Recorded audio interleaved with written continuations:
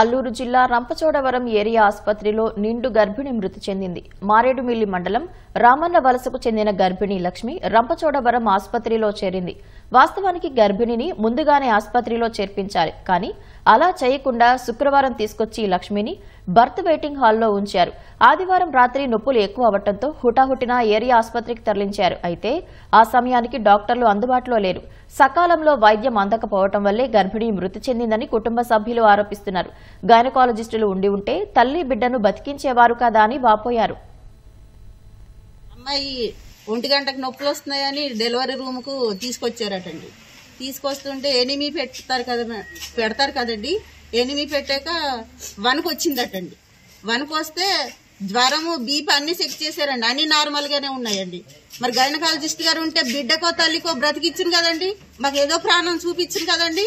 మరి ఈ రోజు మరి లేక కదండి ప్రాణం పోయింది. మరి దీనికి మరి కలెక్టర్ గారు కానీ పిఓ గారు కానీ తగిన చర్యలు తీసుకోవాలని నేను కోరుకుంటున్నానండి. బ్రతుకును కదండి తల్లి బిడ్డ ఇద్దరిలో ఎవరికొకటి బ్రతికిచ్చింది కదండి. డాక్టర్ గారు ఉంటే డాక్టర్ గారు లేదు కాబట్టి ఇది జరిగిందండి.